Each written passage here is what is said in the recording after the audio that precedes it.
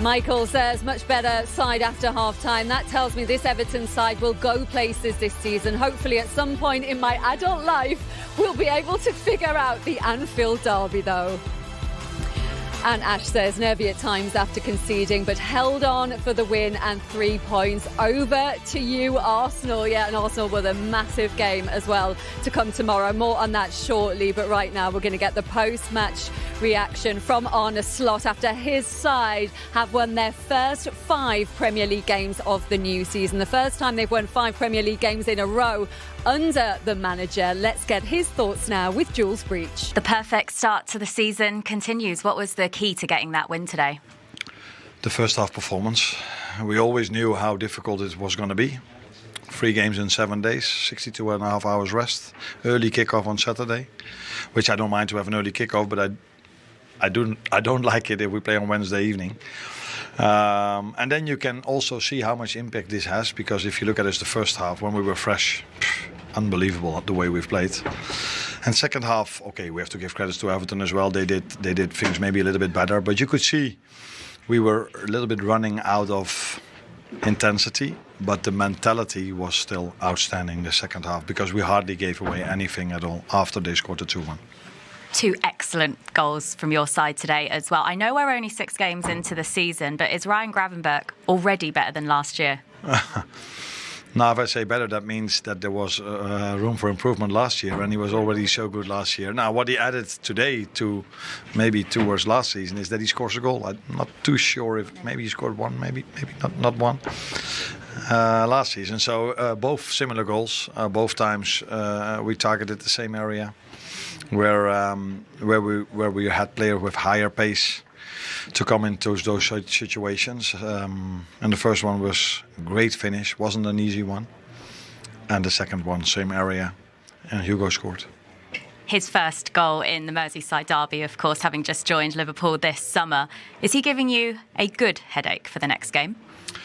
No, there's no headache at all, because I even think these 2 players are very happy that we have them both, because maybe for the long term they would feel like, what does this mean for my playing time? But both of them know that it's impossible. I'm not saying impossible, but it's very hard for them to play 3 times 90. Hugo's 21, 22, comes from a different league to a new intensity league, playing 3 games in 7 days. You can see the ones that are used to that, Ryan, Dominic Szoboszlai, Virgil, Ibu, Mo, they are used to that. But the new ones, for them it's harder. So, I would say we only have 2. Some other teams where we are in competition with, they have more than 1 striker as well. Huh? Perhaps at the moment, while Alexander Isak isn't up to full fitness, the decision may be a bit more balanced. But when he is ready to play more minutes, more games, how will you decide between them both? That's what I just meant, that Alex is far from ready to play 90, let alone 2 times a week or 3 times a week. But we are trying to bring him there as long as he stays fit, because that's the difficult balance we have to find. And it's nice to have to, this is a question, you can ask me this question about every position, and you can go to every manager in the league and asking him about that he has 2 strikers, 2 7s, 2 11s. That's why everybody loves this league, because there are so many great players. And yes, we have 2 very good number 9s as well, like many other teams in this league. No need for a late winner today, but of course Everton did get back into the game after you were 2-0 up. Is there any concern about letting leads slip away in matches? No, every time, the few times it happens, it's every time a different story. So the first time it was that we missed Ryan, so we got counter-attacked twice. The second time we conceded 2 set pieces against Newcastle. This week against Atletico, yeah. The goals were different. We had enough bodies behind the ball. A second one came from a throw-in also. And today, it has a lot to do with us playing 3 games in 7 days. And people will, if I say this, will also, he has such a big squad. Yes, I have. That's why we are managing to win 3. But in other leagues where I come from, this would not happen, that you have an early kickoff, or you would get much more time. You just ask the FA, can we maybe postpone it by a day because it's injury risk? But people want to see us play. That's why we play so early. So probably in the East they can see us play. And I can understand why, because we're a great team to watch. Well done today. Thank you. Merseyside derby, and you come out on the winning side. How good does it feel to beat Everton? A very good feeling. We knew it's going to be a tough game. It was. We had to fight until the last minute. But yeah, I feel proud. It was a good test for me. So yeah, to have scored my goal and the win at the end is, you can be just proud and happy for the team. And we just have to keep going. The fans already love you here, but scoring in the derby will make them love you even more. What was the key to scoring your goal? I mean, we made good movement. I see Ryan. I had space behind, and I just took it, and I make the difference. I'm a bit lucky because they both go under the legs, but yeah, it's good. You started today ahead of Alexander-Isak, but can that competition for your place in this team make you perform even better? I mean, it's a very, very good player. I always watch him before I came here. So for me, him being here, it's really good. I can learn and improve myself. And, it's just competition. But I know we're going to play together. We're going to make a difference. And, I hope one day we're going to share the pitch. But nice for you to score today and give the manager a bit of a headache before the next game, I imagine. Nice for you to score today and give the manager a bit of a headache on who starts the next game. Yeah, no, it's good. It's good. It's coach problem. Me, I just do my job. So yeah, it's really good. Well, congratulations. Well done today. Thank you. Jolyon watching alongside me. No need today for any last gasp winners for Liverpool, but they didn't make it easy for themselves in the second half, Peter. No, they didn't. I think there's a credit to Everton. I thought, first half you could only see one winner, but second half they really came into it. In the wide areas they were a real danger. I do think Everton missed a cutting edge up front. I think that was really the difference. They didn't really have anyone keeping the ball, or they didn't really feel like they could score. But Liverpool got through again, and they're top of the league, so it's all good. They got through again, and it still feels not hitting top form yet, Jolyon. But what does it say about their character and what's possible for them? The fact that they still keep churning out these wins. Yeah, the character, the quality they have, especially the first half. I thought they looked comfortable. Just before the half time, Everton got back into the game, but yes, Everton were on top in the second half, but there's still an element of control from Liverpool. They still had opportunities to score late on and on the counter-attack. So, yeah, the game went on and it got stretched. Probably not what they expected here, but it's a derby and anything can happen. And what did you make of Everton's overall performance, especially that second half, the way they started it? Yeah, like I said, just before half-time, I thought they were the better team going into half-time, but it's kind of easier to do that sometimes when you're 2-0 or when you're behind. But second half, definitely, whatever the manager said inspired them, encouraged them. The change helped slightly as well. And I think, yes, overall they'll be frustrated. But yeah, Liverpool scored 2 magnificent goals in the first half, and you can't make the mistakes. And a big day for Hugo Ekitike as well, Peter, because with Alexander-Isak on the bench today, to get that goal, just how big is that for him? Yeah, it's huge. I mean, you just want to keep scoring goals. I've been in that situation before. You just feel like no matter what you do, you're not going to get a game. But he's got off to a flying start here. The crowd have really taken to him. He's an absolute class act. He took his goal really, really well. But what a place to be for Arne Slot to have 2 top-class centre forwards. And you can see a huge smile on the face of Ryan Gravenberch as he walks down the touchline. Another ridiculously good performance from him today, Jolyon. Yeah, 2 goal contributions. Correct, you touched on that before the game. And he had that to his game to become world-class. Even without them goals, I think his control, his determination to win the ball back is exceptional. So, yeah, he's in fine form, the young man. Okay. I bet he's really pleased to be out here in the rain. Right. Pleased to come out in the rain. Thank you so much for coming out to join us while it's chucking it down here. Congratulations on the win, your first Merseyside derby goal as well. How did that feel, especially to do it in such spectacular fashion? Yeah, I'm really happy with the goal. Last season I didn't score a lot, so I'm happy that I could score, especially in the Merseyside derby as well. So 2 goals already this season as well.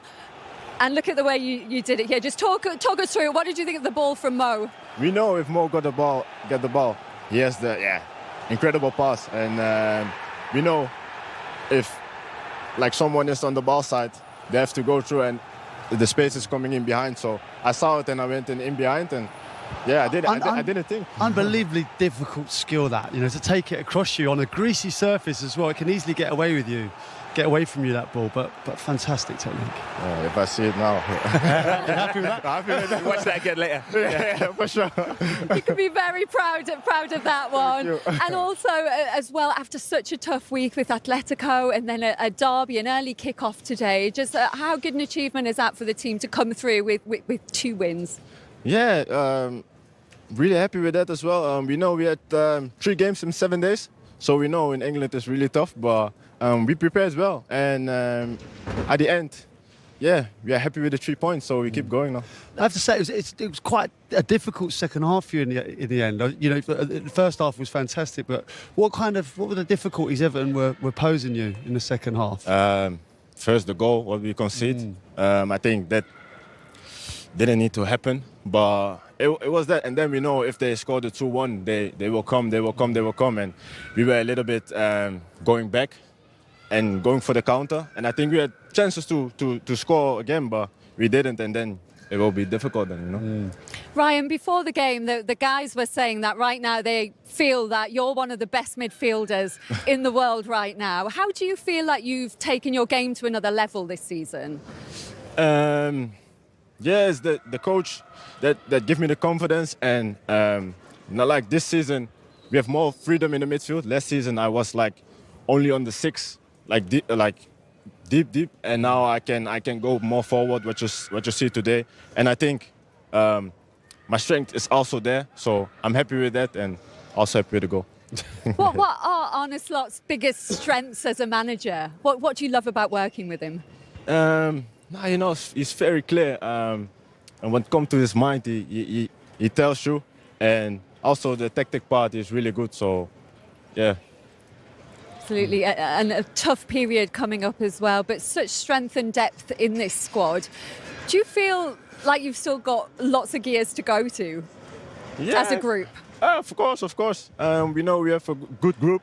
They bought players as well, really good players. So we know it's not only the starting 11, it's the whole team. And we are like a family, so we push each other. And you see now, for example, Hugo scored today, and then Isaac comes in and gives it all. So I'm really happy with the squad.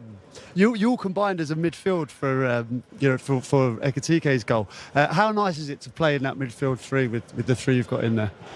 We know we have a lot of quality in front. And you nice see also, combination with all 3 of you here. Yeah, you see also quality in the midfield. And I know when I got the ball, Hugo was going in behind, and the finish was really good. Would you like to add more assists and goals to your game? Or your all-round game is so good, but can you add more goals and assists? Yeah, that's what I said. Last season, I think I didn't even score. So, of course, I want this season, more goals and assists. So, yeah, I'm really happy with today. And I think this is your 4th Merseyside derby. You're unbeaten, Ryan. So what does it mean for the rest of the weekend? How much do you enjoy that now you've got the win? Yeah, we are now for top of the league. And it's always nice to win a Merseyside derby. So I'm really happy going to recover, and we keep going on Tuesday. And I think Crouchy's got a little award for you. Got a little surprise for you here, mate. Well, it's not surprise. It's not surprise. This one is nice.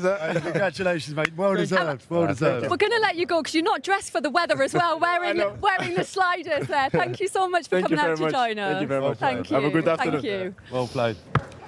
Cheers, Ryan. Yeah.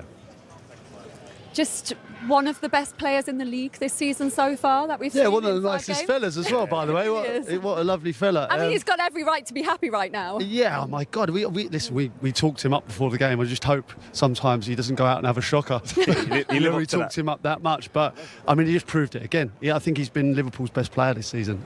There's no dressing it up. He's been an absolute class act. The way he moves through midfield, he breaks the lines with, by going past people. His touches in and around the box is absolute class act. But not only that, he works hard and he does his defensive duties as well, Jolien. Oh, 100%. I think he has capabilities to dictate games in possession, but also the capabilities like here, you see the close control and just to slow the tempo down, recognise what the game needs, and when he needs to, he has got the physical attributes, whether it's running in behind or strong physical presence to just dictate play, and that's a sign of a top player and someone that wants to get on the ball. You can see got it all. Yeah, without doubt. Yeah, you can see he's talking with a smile on his face, because last year he was very much, as he said, in that 6 role.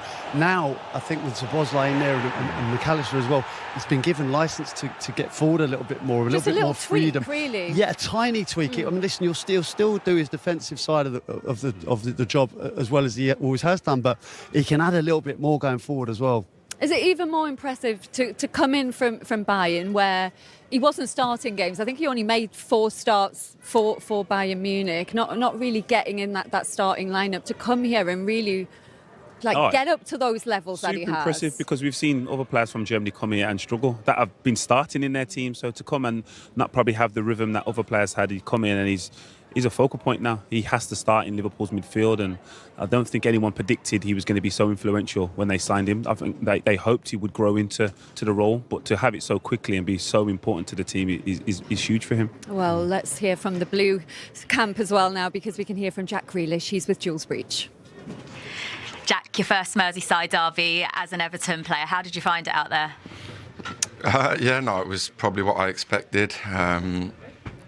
Coming here, it was hostile. It was fast start. I don't think we played well at all really in the first half. We come in at half time and had a bit of a chat between ourselves and with the manager, and I thought second half, I thought we'd bossed the game in the second half, and it's frustrating now, because you go in there and you say, if we would have played like that from the start, if we would have pressed like that from the start, it would have been a different game. But yeah, in the end, we couldn't get that last goal. You gave it absolutely everything in the second half, as you say, and with the way Liverpool's season has gone so far with letting Leeds slip away, was there always a belief that there was something in this for you? Yeah, no. Even myself, when I've watched them this season, have been so good, but there have been a few times here where they've gone 2-0 up, like the other day, for example, against Atletico, and they conceded 2. So we always had that belief that we could do it. We got the one back, a great finish from Driss, and like I said, we couldn't get that last goal, and it was a bit frustrating in the second half. I think they obviously were trying to slow the game down at times, and we had time. I've never seen a player in my whole life get booked for taking a quick free kick. I don't know where that rule's come in. I don't think even the stoppage time. I think, what was it, 3 minutes and 1 minute? Like, come on, I've never seen that in the Premier League in the last 2-3 years. So yeah. Were there a few frustrations at the referee today? Yeah, of course, because I think there was time. Listen, I get. Sometimes you want to let the game go. I completely get that, but then you can't not give something for us. And then the 2 seconds later, one of their defenders gets touched in the back and he goes down, and then he gives it. I'm just like, you can't do that. And obviously, I get it. Sometimes you come to these stadiums and the crowd are on there, and I feel like they feel a bit, like they've got to give it. But yeah, like I said, Kieran now is on, I think, 4 yellows. I think he's got 1 more, and he gets a yellow today for taking a quick free kick. Like, we want to get the game going. We're losing the game, so yeah, I've never heard of that in my life. Well, despite the result today, you've had a really good start to the season. Personally, was this move to Everton exactly what you needed to resurrect your career? 100%. And I'm not.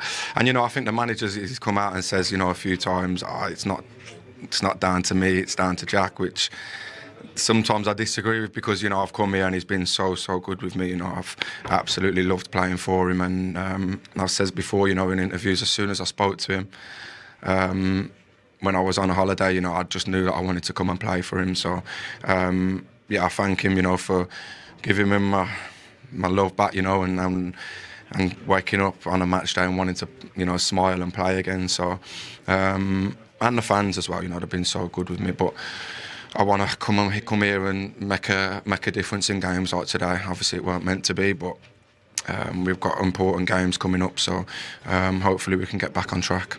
Appreciate your time. Thank you. Cheers. Of the Premier League, Alan Shearer is with us all day today. Tim Howard, Robbie Earl, Robbie Mustoe.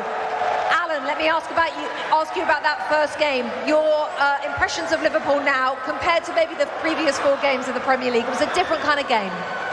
Yeah, the first half I thought they were the much of the better team. They deserved their lead. They played some bright, energetic football. But I think second half, it sort of slipped into what we've seen in the first 4 games. I thought Everton were the better team. They deserved to get back into the game. And I think they'll think themselves unlucky not to get something out of the game. They created 1 or 2 chances. It was a brilliant finish from Ekitike that gave them that bit of a lifeline. They were the team that were pushing. They were the team that had the energy. And I thought they were unlucky not to get a point. Liverpool are giving chances, aren't they, to the opposition this season? What do you think Arne will try? What part of that defence will he try to fix? What exactly is wrong, Alan? Well, at the minute, we're not seeing the same player in Kirkes, particularly left-hand side, as we saw down at Bournemouth. He was free-flowing. He had the licence to go and roam and get forward, where to me it seems as if he's caught in 2 minds whether he's going to go or whether he's going to stay and help protect that with Van Dijk and Konate. And I just don't think they've got the balance right at this minute. And I think one of the reasons why he left Wirtz on the bench and Isak on the bench is because he went back to norm. He went back to what they had last season, because he just felt in this game, with the hustle and bustle and the energy that was going to be needed, I think he went back to his tried and trusted of the 3. And I think, there's plenty to work on for Liverpool, but you have to say, without playing well again, they've won the game, and that has to be a big bonus for them. Of course, no one else has played this weekend, but they already have a 6-point lead at the top of the table, which is crazy, Robbie Earl. Plenty still, though, to work on, Alan says. Yeah, and we talked about it before. When you integrate new players into a system, it doesn't matter how good those players are, there's still a bedding in time. You've got to get used to the rhythms, to the way they play. But there's something about Liverpool when they sort of do sit in that sort of difficult position where there's a belief in what they do. They somehow feel they're going to end up on top of the game. We could be going into October and November still saying Liverpool aren't playing that well. Guess what? They've won games again. You say not playing that well, but the 2 goals they scored were excellent goals, like real quality, and we've got to remember that. They look like there's a ton of goals throughout this team. Hugo Ekitike, I don't know about you, Alan, but I like everything that he does. We talked about it, Tim, the finish with a little touch and a low finish, and make sure he hits the target. Sadly, I think we might see him get pushed out of position a little bit. Do you think he's going to play Isak or Ekitike, or do you think he could move Ekitike wide when Isak starts? It's not a bad option. It's not bad. Having said that, at the minute, there's no way I would, if I was Ekitike, there's no way I would be thinking I deserve to be left out this side. With the form that I'm in, the goals that I'm scoring, and he can't leave him out. He has to play him. So Isak will have to be patient. He's not 100% fit yet, which he'll be working on. But they've got so many options, not only with those 2, but in wide positions as well. And if things are working, fine. If it's not, then at least he's got the players to chuck on and try and change it. Good problems to have, if you call them problems. Tim, talk us through the story of the game. For those... Welcome back. So Liverpool lead Everton in the Merseyside derby at half-time by 2-0. Michael, before the game, was talking about the importance of Ryan Gravenberch to the Liverpool side, mostly defensively, but you did highlight his attacking side to the game as well, and what a finish inside 10 minutes to give them the lead. He's got everything. He's absolutely got everything. He can defend, he can attack. I think this system with McAllister and Szoboszlai in there as well gives him a little bit of more freedom to roam. He spots a little opening there. I mean, what a finish. That's not an easy finish. The ball going away from you, not easy to control, not easy to make great contact, but he gets absolutely the perfect amount of contact on it, and it's just a beautiful finish. It's the only way you can score, really, looping it into that far corner. It's great play from Liverpool. It's great play from the midfield. It is a bit of a new-look midfield, as I say, without Wirtz in there. But you see him here, and we pick up his run. That run as well from Conor Bradley just pulls out the Everton defence, gives them that gap for Gravenberch to run into, and it's a splendid finish. It was. I mean, yes, Ekitike doesn't go with the run, and that's where Everton should have stopped it. But other than that, it's a really quality goal. I mean, wonderful weight of pass from Mo Salah, even better finish from Gravenberch. And I said that Everton needed to be solid for the first 20 minutes, get through that opening period, don't do anything sloppy. And that also comes in speed of thought and making sure you're up to tempo. And Ekitike just lost concentration there, and you're a goal down at Anfield. Yeah, Brian Gravenberch's 3rd goal in the Premier League. 2 of them have come in the last 4 games. Now, before we see and talk about Hugo Ekitike's wonderful finish for Liverpool's 2nd, you're disappointed in Everton the way they conceded this. Yeah, I mean, again, just, you know, that speed of thought and sharpness to get closer. I thought Everton, certainly in the midfield, And probably Idrissa Gana Gueye in particular, I thought would be close, tight, tackles going in, borderline, yellow cards constantly. And Everton are part of their own downfall here. I'm not quite sure where Dewsbury Hall's trying to head that. But in that moment, I think Idrissa Gana Gueye can't jump. He can't allow himself to get past the ball, because from Everton's point of view, that then brings a knock-on effect. Because at this moment, Everton, you'd say, quite comfortable, 2 men v2 in the midfield. But once he jumps in this moment, he now gives James Garner a decision to make. He has to leave Gravenberch, and suddenly you've got a player with his quality facing your own goal with runners to be able to get in behind, and that's where the problem comes from. But it's a brilliant finish. Oh, great link-up play. All 3 midfield players involved. One-touch passing. It's very difficult to defend. And then the finish from Ekitike. His first touch keeps it away from the defender. But it's what I like about the touch is, of course, he takes 2 touches to score it, but it's almost one movement. He touches and hits it. He knows that he's got to do things sharp.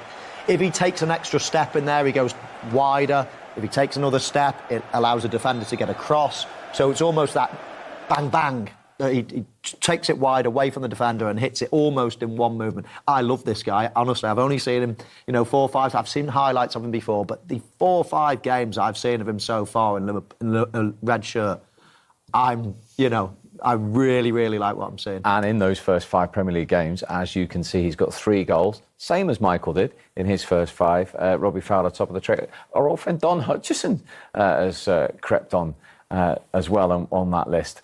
What a start. Now, Everton have to score next, Leon. And if they are going to do, as you pointed out before the game, the left-hand side is the most likely. You've seen a couple of glimmers of hope down there? Yeah, I've seen how we're going to get close. I mean, it's exactly how we've played in the first 4 games up till this point, trying to create down that left-hand side. Jack Grealish getting the ball, Keenan Dewsbury Hall making this run.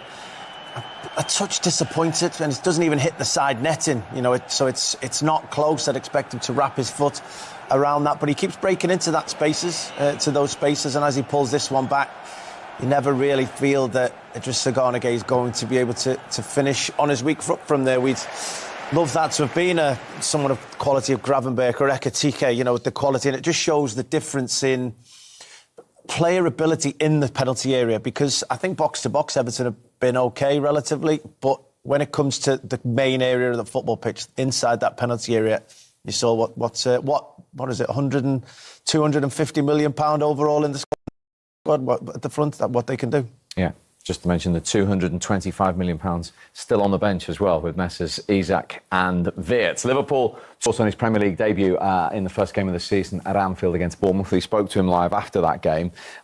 You actually spoke to Arne Slot in the week about the Isak Ekitike situation and whether they could actually play together. Whether they could play together, yeah, potentially whether they could play together at the same time in different positions. I don't expect him to ever play 2 up front. But I did wonder whether he saw either of them as sort of drifting to the left-hand side. But then again, you've got Cody Gakpo that's been fantastic in the last year or so. And he ruled Isak out of that, didn't he? He did. If anyone, it's going to be this fella Ekitike. He did, but he didn't convince me that he thought it was the right thing to do. He was very much, they're both number 9s, which is incredible when you think of the money they've spent, and they're almost saying, yeah, one of them's going to be on the bench. A lot of the time it's going to be either or. I mean, and they're both incredible. I've been so impressed with Ekitike so far. He can come short, link play. He can go long. He's got a real football brain. His touch is good. He's scoring goals. He looks the real deal. Short period of time, I know, but he's made a big first impression. And then you go and get one of the best centre-forwards in the world, and you think, wow, what embarrassment of riches. And if you're not going to play them in different positions, if you're going to just say it's one or the other, which is not exclusively what he said, but that's the impression I got, that he thought, no, it's one or the other. Which is going to be interesting to see how it's juggled throughout the year. Because David Moyes was sort of tongue-in-cheek making the point yesterday that Liverpool had spent more on Isak than Everton have spent on their squad this summer. And when you look at the bench today, Isak and Wirtz, £225 million worth of talent. Yeah, it's frightening, isn't it? To have that quality, to bring off the substitutes bench. But, I think Liverpool actually, I'm going to say touched lucky in the sense that Isak was always the first choice, I feel. Didn't look like it was going to happen. Go get Ekitike, bring him in. Then suddenly you've got Isak an option to go and get him. I don't know if Ekitike would have signed had he known he was competing rather than just being the one through the middle. But I think it's the best case scenario for Liverpool because over the course of the season, you're probably going to need them both. You know, you need that quality. You need the option to come in and out. But neither of them would probably have come thinking they're going to be a backup. So it's worked out brilliantly for Liverpool to have that quality to get them through the season.